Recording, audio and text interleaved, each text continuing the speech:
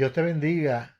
Este es tu hermano en Cristo y amigo, el evangelista Pedrito Nieves, de PDJ Podcast, de Propiedad de Jehová Inc., dándote la bienvenida a este nuestro espacio, como todas las semanas, compartiendo unas palabras de fe.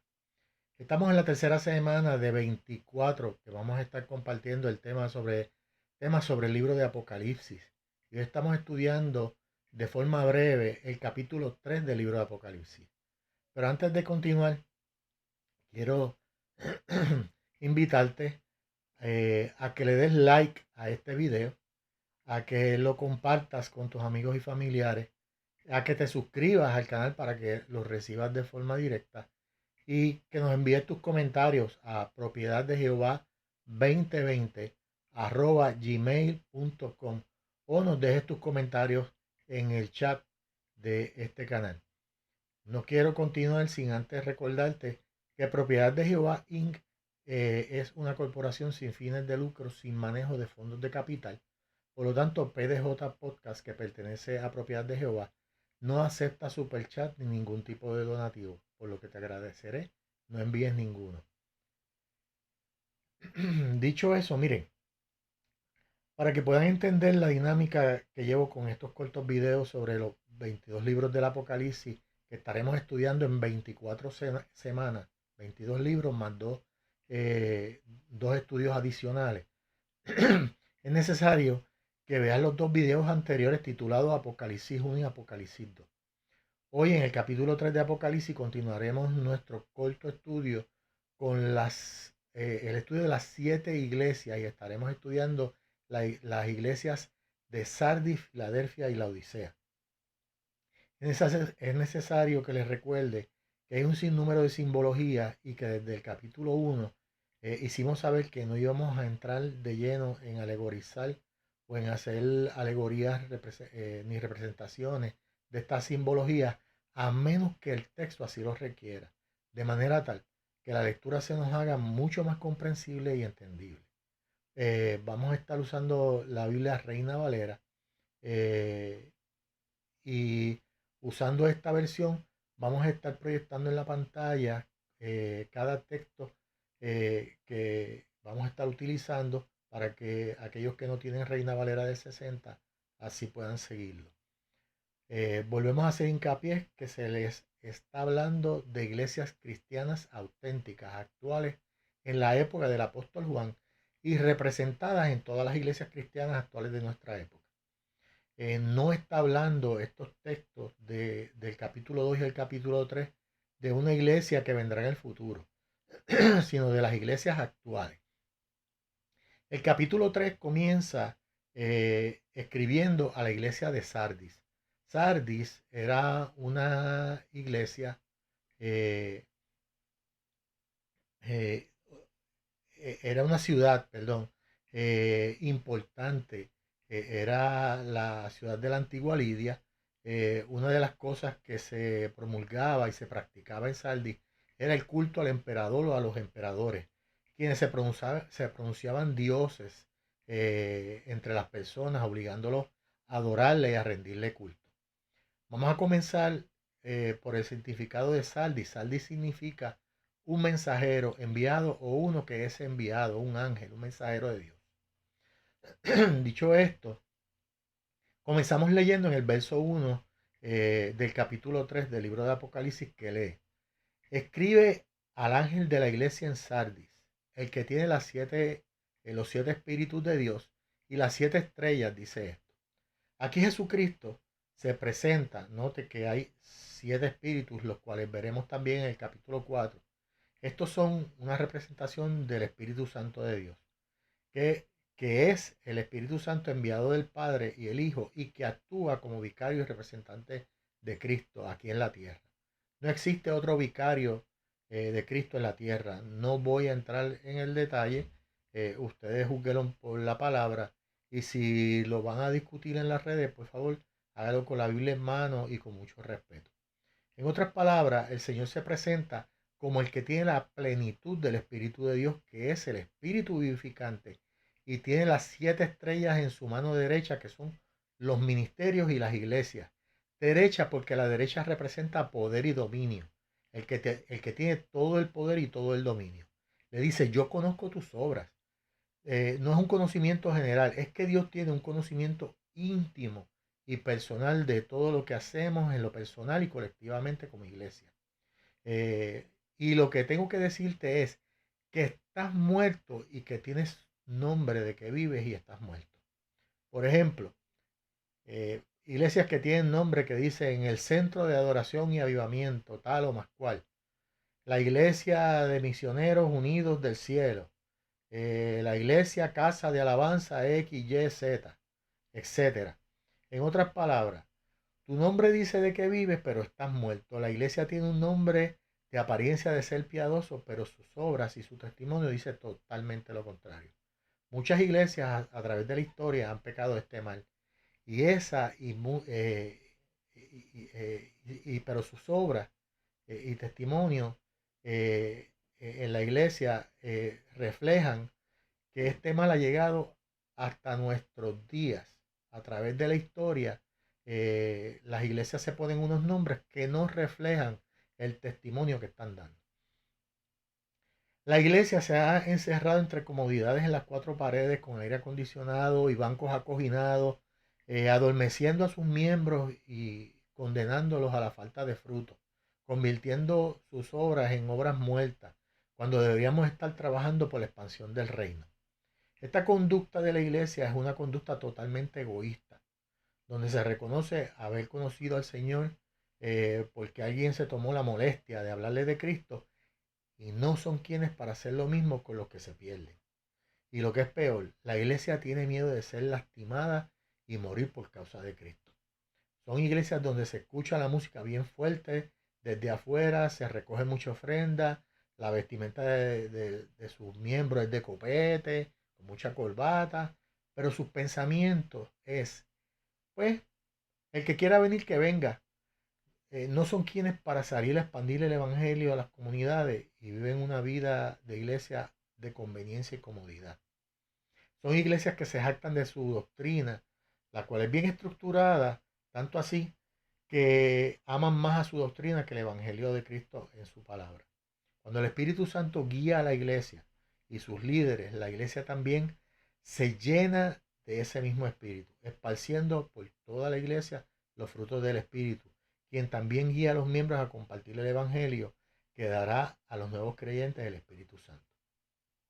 En otras palabras, la palabra de Dios no se usa o almacena en el intelecto, sino que se hace vida en la iglesia y en sus miembros. La palabra de Dios es viva y eficaz, más cortante que toda espada de dos filos, dice el libro de Hebreos capítulo 4, verso 12. Una iglesia viva es una iglesia donde la palabra no está almacenada en el cerebro, sino donde sus miembros la usan con todo el corazón para tener y dar vida a otros, porque el Espíritu Santo la aplica a la vida personal de la iglesia. Se presenta la palabra como con una buena interpretación y con un lenguaje apropiado, pero no hay aplicación real en y la vida cristiana. Como decía un famoso comentarista, estudiar mucho a Cristo y no vivir a Cristo es perder el tiempo. No estamos llamados a definir a Cristo, sino a vivir a Cristo. Ahora le dice el Espíritu a la iglesia de Sardis en el verso 2, le dice, sé vigilante y afirma las otras cosas que están para morir, porque no he hallado tus obras perfectas delante de Dios. No solo es que estás perdiendo el tiempo y viviendo una vida de iglesia ficticia y seca, sino que por no prestar atención a las cosas verdaderas que te hacen estar vivos en Cristo, hay otras cosas que también vas a perder, porque tus obras no están siendo conducidas por el Espíritu. Y seguimos con el verso 3, que lee, acuérdate pues de lo que has recibido y oído, y guárdalo, y arrepiéntete, pues si no velas, vendré sobre ti como ladrón, y no sabrás a qué hora vendré sobre ti. En otras palabras, da un giro de 180 grados hacia Dios y vive una vida consona a los principios y valores de Cristo. Arrepiéntete de la vida vacía del Espíritu Santo que llevas. No tienes al Espíritu Santo. Si no prestas atención a estas cosas, te advierto que no queda mucho tiempo. El tiempo es corto. Mi llegada es en cualquier momento. Así que vuélvete a mí ahora que estás a tiempo. Esto se lo dice a la iglesia de Sardis, a la tuya, a la mía, a ti y a mí también. Tenemos que evaluar nuestras acciones ante Dios constantemente, asegurándonos que vivimos una vida llena del Espíritu Santo, viviendo a Cristo y compartiendo con otros este precioso evangelio. Le dice, acuérdate de lo que has recibido y oído. El Espíritu nos pide que reflexionemos seriamente del perdón que recibimos por medio del oír la palabra, aún sin merecerlo, pues la fe viene por el oír y el oír por la palabra de Dios. Lo que recibimos de parte de Dios lo recibimos porque estuvimos prestos a oír la palabra. Es decir, arrepiéntete y vuelve a oír y a obedecer la palabra de Dios y deja que el Espíritu de Dios te guíe en ella. Dios le pregunta a toda la iglesia si en verdad vivimos en Cristo y Cristo vive en nosotros, o la iglesia es para nosotros un mero club social que vengo a compartir un ratito con los que dicen ser mis hermanos en la fe, pero es solo de la boca para afuera. El Espíritu dice, arrepiéntete, el tiempo se acaba y terminarás perdiendo aquello que todavía queda en ti. Ahora el Señor le dice en el verso 4, pero tienes unas pocas cosas en Sardis, que no has manchado sus vestiduras. Repetimos, pero tienes unas pocas personas en Sardis que no han marchado sus vestiduras. En otras palabras, dentro del pueblo de Dios siempre hay personas que viven una fe verdadera, personas que viven en una comunión con Dios intachable e irreprensible, personas dignas que están profundamente ligadas a Cristo en obediencia y sometidos plenamente al Espíritu Santo. Y continúa, y andarán conmigo en vestiduras blancas porque son dignas. Es decir, estas personas que no se han manchado y que guardan una relación directa conmigo, andarán conmigo purificados, dice el Señor. El término digno es usado para aquellas personas que por gracia hacen operativa el querer como el hacer de Dios, porque en términos de análisis de la palabra digno, nadie es digno delante de Dios. Todos somos pecadores, solo el Cordero es digno. Entonces debemos interpretar que el Espíritu los hace dignos por obediencia intrínseca de ellos que se guardan únicamente para Cristo y por voluntad misma del Espíritu. al entrar en una relación única con Cristo por medio del Espíritu Santo. En Dios somos justificados y santificados en Cristo. Y citamos un verso que aparece en 1 Corintios 1, capítulo 1, verso 30. Mas por él estáis vosotros en Cristo Jesús, el cual nos ha sido hecho por Dios sabiduría, justificación, santificación y redención. La salvación descansa en la gracia y se manifiesta en las obras. No se pierde porque no hagas todas las obras que existen. Pero el que es salvo hace obras. Pocas o muchas hace obras, porque la fe sin obra es muerta. La fe sin obra está en aquel cristiano que vive sin el deseo de hacer obras de bien para su prójimo. El hacer obras es reflejo del amor de Dios por medio del amor al prójimo. Y como dice el mismo apóstol Juan en la primera carta del apóstol Juan, capítulo 4, verso 20, si alguno dice yo amo a Dios y aborrece a su hermano, es mentiroso. Pues el que no ama a su hermano, a quien ha visto, ¿cómo puede amar a Dios a quien no ha visto? Santiago dice también en su carta, en el capítulo 2, verso 18, pero alguno dirá, tienes fe y yo tengo obras. Muéstrame tu fe sin tus obras y yo te mostraré mi fe por mis obras. La fe es reflejo del amor al prójimo y de amor a Dios. Citamos también el verso 26 de Santiago 2. Porque como el cuerpo sin espíritu está muerto, así también la fe sin obras está muerta. Dios es el que salva y la santificación forma parte de nuestra vida cristiana. Y es precisamente la fe la que por la gracia hace productiva la vida cristiana. Así que somos santificados en Cristo, por lo que no somos santificados ni salvos por hacer cosas o por hacer obras. Somos salvos por gracia. Pero no podemos olvidar lo que dice Efesios 2, capítulo 2, verso 10, porque somos hechura suya, creados en Cristo Jesús para buenas obras, las cuales Dios preparó de antemano para que anduviésemos en ellas. En otras palabras, si estás en Cristo, tiene que reflejarse de forma visible, o de lo contrario, tienes nombre de que vives, pero estás muerto. Y seguimos con el verso 5, que dice: el que venciere será vestido de vestiduras blancas, y no borraré su nombre del libro de la vida. Presta mucha atención. Si no vencieres, tu nombre puede ser borrado del libro de la vida. Así que los que afirman que el salvo siempre es salvo tienen un gran y enorme problema. Si te separas de Cristo, no podrás ser salvo. Solo los que permanecen en Cristo pueden serlo.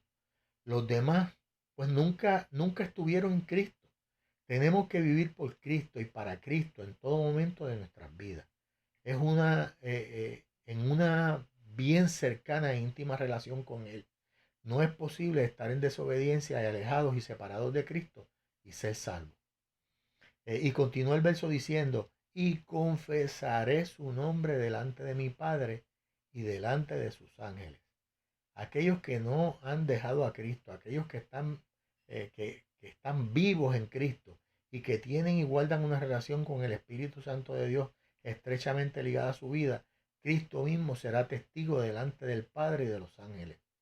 Y cierra el verso 6 diciendo: el que tiene oídos, oiga lo que el Espíritu dice a las iglesias. Ahora, el Espíritu habla a la iglesia de Filadelfia. Filadelfia significa ciudad del amor fraternal. Filadelfia era una ciudad un poco más pequeña que las demás, y en el sentido alegórico de nuestra iglesia eh, moderna, de la iglesia actual, eh, son pocos los que se parecen a Filadelfia. Por eso escoge una iglesia pequeña para representarla en una iglesia actual que será pequeña. Filadelfia es una ciudad con, eh, con un atributo bien especial, y es que ama el amor. Un atributo enorme que agrada enormemente a Dios, y que en la iglesia de Éfeso la falta de amor fue objeto de señalamiento. La primera iglesia que nosotros estudiamos en el capítulo 2 fue un objeto de señalamiento por parte del Espíritu. El que ama, ama por el Espíritu. Por tanto, es una iglesia llena del Espíritu Santo. Esta iglesia de Filadelfia. La iglesia estaba en una ciudad que tenía dioses paganos, como por ejemplo el dios Baco, que era el dios del vino. También se practicaba en la ciudad excesos de sexualidad, como orgías y actos sexuales ilícitos. La apertura a actos sexuales de todo tipo era bien abierta en la ciudad. Jesucristo escribe a una iglesia que se ha establecido en el centro de esa ciudad. Veamos el verso 7 que lee. Y me perdonan que lo pasé, que lee. Escribe al ángel de la iglesia en Filadelfia. Esto dice el santo, el verdadero, el que tiene la llave de David, el que abre y ninguno cierra, y cierra y ninguno abre. Ahora va a hablar el santo, el verdadero, el que no se equivoca, el que dirá las cosas que son como son, y si hay pecado en la iglesia lo dirá y será cierto y verdadero. La expresión el que tiene la llave de David no tiene relación ni guarda relación ninguna. Quiero hacer esa aclaración. No tiene relación ninguna ni guarda relación a una supuesta iglesia en el tiempo de la gran tribulación. Cuando estudiemos la gran tribulación, usted podrá darse cuenta por usted mismo que en la tierra no habrá iglesia. La iglesia de Cristo ya habrá sido levantada. Llave de David significa: Él es rey de reyes y señor de señores. Cristo venció la muerte resucitando y ascendiendo. Se entrona y tiene el poder. Y abre y ninguno cierra. Y cierra y ninguno abre. Es decir, que lo que Él ordena que suceda, sucederá. y lo que Él no quiere que suceda, no sucederá. Seguimos con el capítulo 8. Y Cristo dice, yo conozco tus obras, o sea, sé cómo actúas. He aquí he puesto delante de ti una puerta abierta, la cual nadie puede cerrar. ¿Y qué puertas Dios ha puesto para la iglesia, que nadie puede cerrar, que podamos mencionar? Pues demos un par de ejemplos de entre todos los que se pueden mencionar, que hay un montón de ejemplos y de puertas que se pueden mencionar. La primera puerta que vamos a mencionar es la puerta de la oración. Lo puedes hacer donde quiera, en tu casa, en tu carro, en tu escritorio, en tu pupitre escolar, en la iglesia, en el supermercado, donde quiera que yo esté, puedo estar en comunión con Dios orando, aún en silencio, y nada ni nadie lo puede impedir, nadie puede cerrar esa puerta. Hay países que rotundamente prohíben que se hable o se hagan expresiones de índole cristiano o religioso cristiano, pero no pueden impedir que ores, porque es una conversación con el Padre que se puede realizar inclusive sin abrir nuestros labios. La segunda puerta que podemos mencionar es la puerta de la evangelización. Cristo dijo, id por todo el mundo y predicad el evangelio. Él abrió esa puerta y nadie la puede cerrar, ni nadie la podrá cerrar aún en la gran tribulación, lo veremos más adelante. Puedes estar en un país que prohíbe hablar de Cristo y se hablará de Cristo. Estar en la oficina del médico y podrás hablar de Cristo. Podrás estar en el supermercado y podrás hablar de Cristo. Podrás estar en un parque y podrás hablar de Cristo. La evangelización es un acto misionero y el día en que la iglesia pierda el sentido misionero, habrá perdido el sentido de ser, porque Dios quiere que todos vengamos a arrepentimiento, como dice segunda de Pedro 3:9. ¿Y quiénes son los instrumentos para esa evangelización? Pues la iglesia, a las que se le ha abierto esa puerta. Tu testimonio, hasta un Dios te bendiga, son evangelización. Si caes preso por causa del evangelio, predica en la cárcel. Y si mueres por causa del evangelio, entonces estarás con Cristo para siempre. No hay excusa para no predicar el evangelio. Es un mandato de Dios. Y te digo algo importante. No te corresponde a ti saber si la semilla sembrada resultó en la conversión de un alma. Te corresponde a ti sembrar la semilla. Al Espíritu Santo le corresponde tocar el corazón para que sea salvo. Continúa el verso 8 diciendo, porque aún tienes poca fuerza. Primeramente tenemos que reconocer que nuestras fuerzas para hacer la obra vienen del Padre en comunión con Jesucristo su Hijo por el Espíritu Santo. Nosotros no tenemos la fuerza para hacer nada. Como dice Isaías 40, verso 29, Él da esfuerzo al cansado y multiplica la fuerza al que no tiene ninguna. La fuerza viene de parte de Dios. Las personas que se proyectan y se perciben a sí mismas como la fuerte, el león, la guerrera, el poderoso en victoria, y se hacen llamar a sí mismos como los que tienen la fuerza, predicando mensajes de prosperidad todo el tiempo. Déjame decirte que no tienes ninguna fuerza, pues toda la fuerza proviene de lo alto y lo único que das es un mal mensaje donde no reconoces de dónde es que realmente provienen las fuerzas del cristiano. Y es que no necesitas mucha fuerza, necesitas solo la que Dios te dé para hacer lo que Dios necesita que tú hagas. La iglesia para vencer tiene que venir sin nada ante la presencia de Dios y humillarse ante Él. Y Él le dará lo necesario para vencer. Sigue el verso diciendo, porque aún tienes poca fuerza, has guardado mi palabra y no has negado mi nombre. Has guardado toda mi palabra. No se puede guardar una fracción de la palabra. ¿Cuánto has guardado? Toda la palabra. No se puede guardar solo lo que nos conviene. No se puede guardar las cosas que engrandecen al hombre, sino las cosas que engrandecen a Cristo. Donde tú veas que no se usa la Biblia para predicar, no se lee el texto, o se lee el texto y luego no se menciona más la palabra. Se lee la palabra y el mensaje es uno para alabarse a sí mismo o presentar un mensaje contrario al evangelio. sal corriendo de ahí. Y busca un lugar donde se predique la palabra en espíritu y en verdad, donde se predique la sana doctrina que conduzca a la salvación de las almas. Por eso tienes que leer la palabra y estudiarla. El apóstol Pablo le dice a Timoteo en su segunda carta, en el capítulo 4, los versos del 3 al 4, le dice, porque vendrán tiempos cuando no sufrirán la sana doctrina, sino que teniendo comezón de oír, se amontonarán maestros conforme a sus propias concupiscencias y apartarán de la verdad el oído y se volverán a los mitos, a las fábulas. Una predicación sin Biblia es tan inútil como un discurso humano, porque Dios no bendice la palabra de un predicador, Dios bendice su palabra. Si se quiere que la iglesia tenga la orientación adecuada, predica solo la palabra del Señor, que es la Biblia. Y termina este verso 8, y no has negado mi nombre.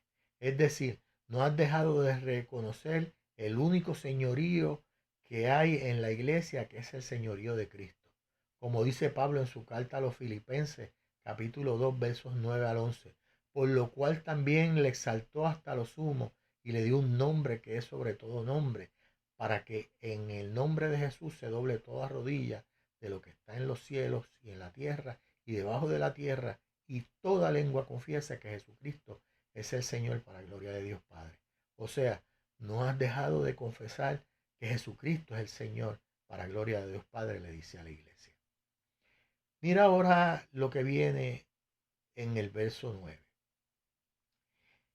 Le dice, he aquí, yo entrego de la sinagoga de Satanás a los que se dicen ser judíos y no lo son, sino que mienten. He aquí yo haré que vengan y se postren a tus pies y reconozcan que yo te he amado. Es decir, yo tocaré los corazones, tocaré sus corazones y vendrán arrepentidos reconociendo el amor que Cristo ha puesto en su iglesia. Y lee en el verso número 10. Por cuanto has guardado la palabra de mi paciencia, yo también te guardaré de la hora de la prueba que ha de venir sobre el mundo entero, para probar a los que moran sobre la tierra. Y estas palabras son bien malinterpretadas. Dios guardará a la iglesia de la prueba y de las tribulaciones que vendrán sobre la tierra por haber guardado su palabra. No habla de que la iglesia pasará por la gran tribulación, sino que vendrán grandes pruebas sobre el mundo en el tiempo de la iglesia. Y esta, al guardar la palabra de Dios, que fue dada con paciencia a los hombres, Dios protegerá a la iglesia para guardar su palabra.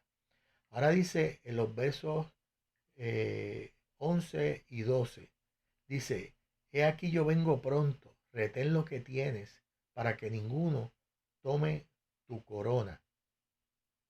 Al que venciere, yo lo haré columna en el templo de mi Dios y nunca más saldrá de allí.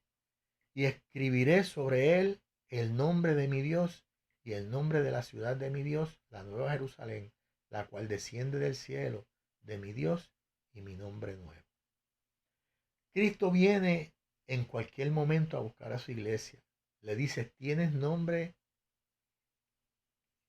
de, mantenerte firme para que, tienes que mantenerte firme para que otros no tomen tu corona. En el capítulo 4 tocaremos el tema de las coronas, pero dice, al que venciere lo hará columna del templo. Si tú le sacas una columna a un edificio, este edificio, en este caso el templo se desplomará. Así que Dios coloca a la iglesia como templo espiritual donde Dios mora, pues Dios no mora en casas hechas por mano humana. Al que venciere lo hará soporte, columna del templo espiritual, que es la iglesia en su carácter individual. Así como el creyente crece, así también crece la iglesia. Es un edificio santo que crece en santidad para ser templo de Dios. O sea, seremos transformados en seres espirituales santos delante de Dios, que soportan a la iglesia para que Dios pueda morar en la iglesia. Pero esto solo afecta a los vencedores. En la antigüedad, en honor a una persona, Se hacía una columna y se ponía en un edificio para honrarlo. El texto lee que será columna que nunca más saldrá de allí. Es decir, que será un soporte o columna espiritual del templo espiritual para siempre, para que Dios more. El nombre de Dios y de la santa ciudad grabada sobre el templo expresa a quién pertenece ese templo con su columna. Es un símbolo de pertenencia. Tener el nombre de Dios es tener el nombre del dueño a quien pertenece. Y cierra con el verso 13 diciendo, el que tiene oídos, oiga lo que el Espíritu dice a las iglesias.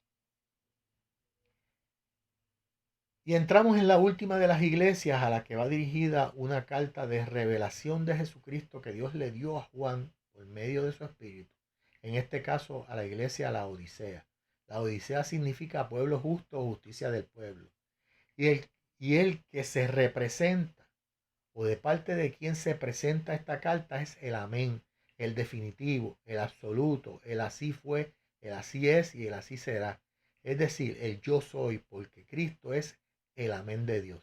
Es decir, Cristo es Dios en el estado de amén. Leemos el verso y dice, y escribe al ángel de la iglesia de la Odisea. He aquí el amén, el testigo fiel, el verdadero, o sea, el perfecto que no hace nada incorrecto. El principio de la creación de Dios dice esto.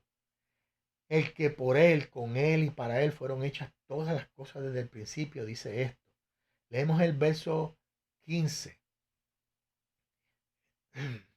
Yo conozco tus obras. Es una iglesia que tiene obras y Dios la conoce porque Él lo ve todo, lo puede todo, lo sabe todo y está en todas partes. Pero tiene un gran problema, le dice. Tienes un gran problema. Que ni eres frío ni caliente. Ojalá fueras frío o caliente. Pero por cuanto eres tibio y no frío ni caliente, dice el verso 16, te vomitaré de mi boca. En la ciudad de la Odisea había unos manantiales termales que cuando llegaban a las llanuras el agua llegaba tibia. Cuando pruebas el agua tibia, como cuando nuestras abuelas veían que un niño se comía algo que le iba a hacer daño, le daban agua tibia para producirle o provocarle náuseas y inducirle el vómito. Por eso es porque eso es lo que produce el agua tibia, produce náusea. Dios toma esta estampa de las aguas termales y la trae a la experiencia de la Odisea. Y Dios le está diciendo, ojalá fueras caliente o frío, pero eres tibio, me produces náusea, me das ganas de vomitar. Estoy a punto de vomitarte por mi boca. Palabras bien duras de parte de Dios para la iglesia de la Odisea. ¿Y por qué me das náusea? Veamos el verso 17. ¿Por qué le da náusea? Dice, porque tú dices, yo soy rico y me he enriquecido y de ninguna cosa tengo necesidad. Y no sabes que tú eres un desventurado, miserable, pobre, ciego y desnudo. Dios le dice, tú dices que te has enriquecido por tus propias fuerzas y que no necesitas nada de nadie, diciendo yo soy. Hubo en aquellos tiempos un terremoto que destruyó la ciudad y el imperio romano le envió ayuda y ellos le contestaron con estas palabras, yo soy rico y de ustedes no tenemos ninguna necesidad. Este suceso Dios lo toma y lo trae a la Odisea para decirle, tú dices que eres rico y no necesitas nada, pero la riqueza que tienes es mundana, vana, se acaba, te hace desventurado y pobre, te hace ciego y no ves a tu alrededor, te hace miserable y desnuda tu alma y las intenciones de tu corazón se ven a distancia y sacan lo peor de ti convirtiéndote solo en polvo, porque lo que tú tienes de riqueza no tiene valor para mí, le dice el Señor. Todas las riquezas del hombre salen del polvo, todas salen de la tierra. Y si lo piensas bien, en la creación, al único que Dios le dio a comer polvo fue a Satanás. Todo lo que se aferra a las riquezas terrenales, amándolas y adorándolas, se aferra a cosas que no tienen importancia ni valor para Dios y que corrompen el corazón del hombre, llevándolo al mal y por ende a la perdición. Jesús narra este asunto en el Evangelio según Mateo, perdón, capítulo 6, los versos 19 al 21.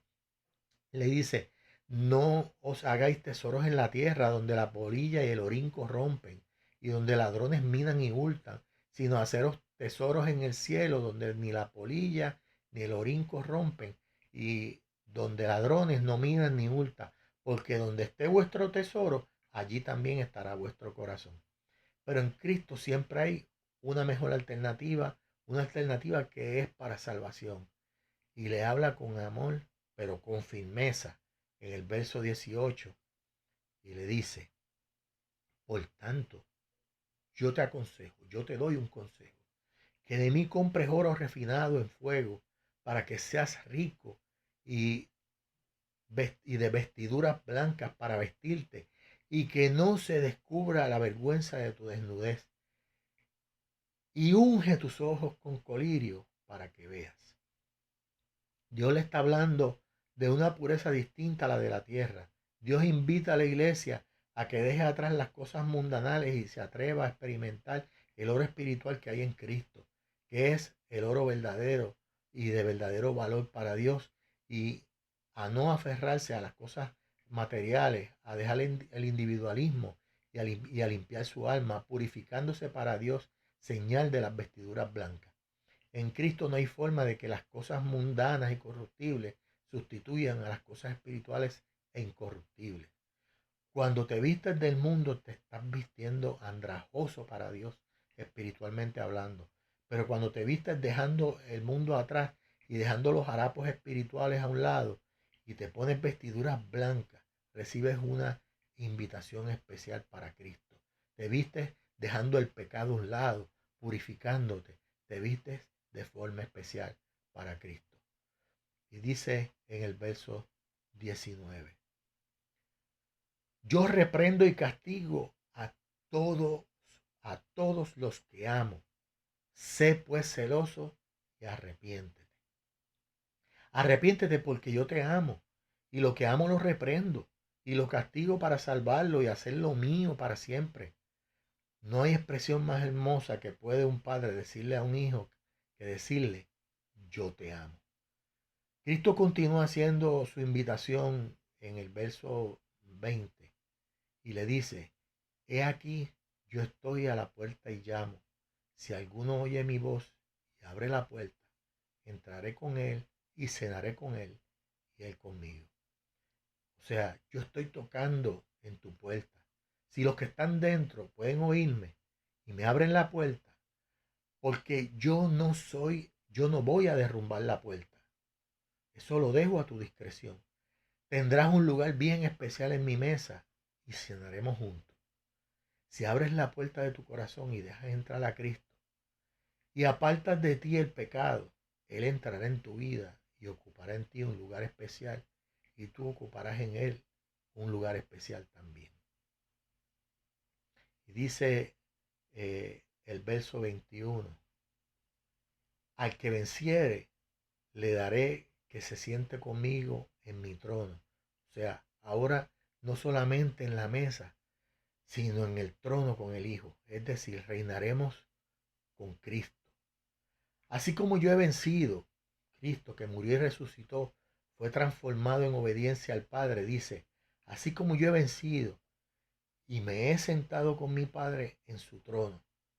Cristo sentado en el trono con el Padre, a punto de regresar a buscar a todo aquel que ha dejado atrás todo lo que impide una comunicación perfecta entre tú y Él, y a todo aquel que ha lavado sus ropas en la sangre del Cordero perfecto, que ha aceptado a Cristo como su Salvador, le sirve y es obediente a su palabra.